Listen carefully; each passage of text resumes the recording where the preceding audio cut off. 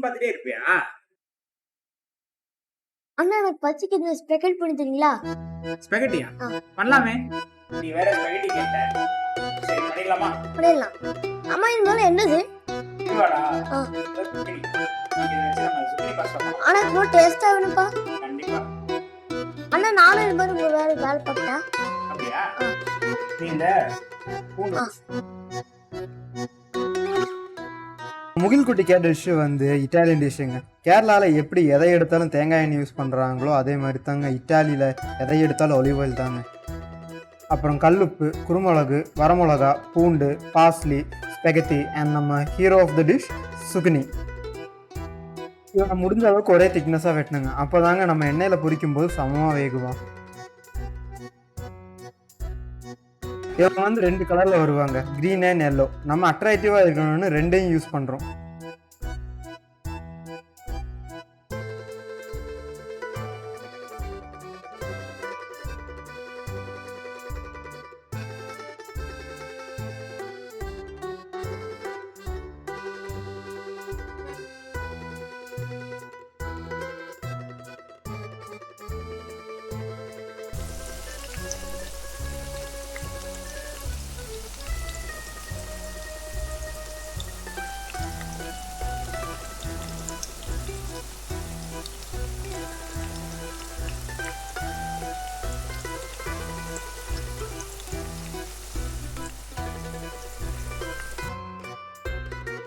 சுக்கினி நல்லா golden brown ஆன அப்புறம் டிஷ்யூவில் நல்லா ஸ்ப்ரெட் பண்ணி விட்டுருங்க. அப்போ தான் ஆயில் நல்லா ட்ரைன் ஆகும்.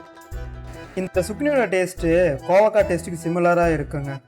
சுக்கினி கிடைக்காத பட்சத்தில் கோவக்காய் நம்ம யூஸ் பண்ணிக்கலாம். அப்புறம் லைட்டாக சால்ட்டை ட்ரிசில் பண்ணிடுங்க.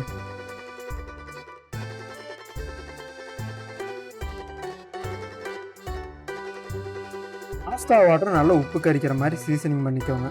அப்புறம் வாட்டர் பாயில் ஆகும்போது பாஸ்தாவை உள்ளே போடுங்க. எல்லா பாஸ்தாவுக்குமே ஒரே குக்கிங் டைம் இருக்காது. அதனால் நீங்கள் எந்த பாஸ்தா வாங்குறீங்களோ அந்த பாக்ஸில் மென்ஷன் பண்ணியிருக்கிற டைமுக்கு 2 நிமிஷம் முன்னாடியே பாஸ்தா பாயில் ஆகிருக்கான்னு செக் பண்ணிக்கோங்க. பாஸ்தா 3/4 வேக்காடு ஆனதுக்கப்புறம் பாஸ்தாவை வடித்து வச்சுருங்க. முக்கியமாக அந்த தண்ணியும் தனியாக எடுத்து வச்சுருங்க. இப்போ ஒரு பேனில் ஆலிவ் ஆயில் ஊற்றி கார்லிக்கை சாட்டே பண்ணிக்கோங்க. அப்புறம் ஸ்பெகத்தியும் சுகினியும் இந்த பேனுக்கு ட்ரான்ஸ்ஃபர் பண்ணிக்கோங்க. நாம் எடுத்து வச்சுருந்த பாஸ்தா வாட்டரும் பேனில் ஊற்றுங்க. இதுதான் க்ரீமி பாஸ்தாவுக்கான சீக்ரெட். இப்படி குக் பண்ணும்போது தான் சுக்கினி ஃப்ளேவரும் ஆலிவ் ஆயில் ஃப்ளேவரும் ஸ்பெகத்தியில் இன்ஃப்யூஸ் ஆகும். நாங்கள் பார்மேசான் சீஸ் தான் ட்ரை பண்ணோம், ஆனால் கிடைக்காதனால செடார் யூஸ் பண்ணியிருக்கிறோம். நல்ல டேஸ்டான ஹெல்த்தியான பாஸ்தா வேணும்னா ப்ராசஸ் சீஸ் யூஸ் பண்ணாதீங்க. இந்த பாஸ்தாவுக்கு ட்ரெடிஷ்னலான ஹார்ட் சீஸ் யூஸ் பண்ணுங்கள்.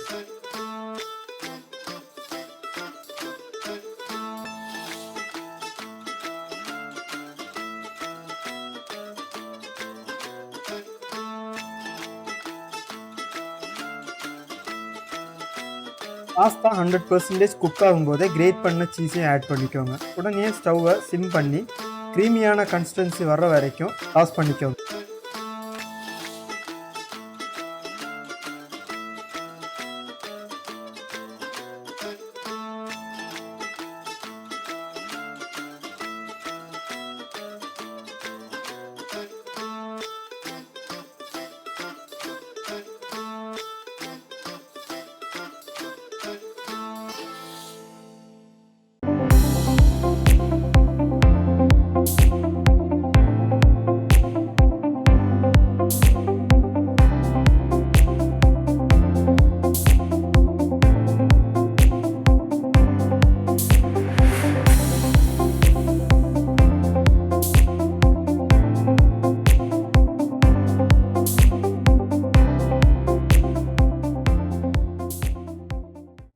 ஸ்பெகட்டி எல்லாம் நேரானோ? டேய் டேய் இதானே இதோட இட்டாலியன் நேம்.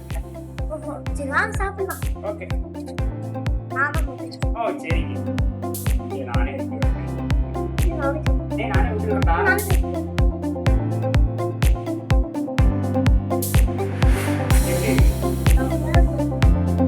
இந்த ரெசிபியை கண்டிப்பாக ரீக்ரியேட் பண்ணுங்கள்.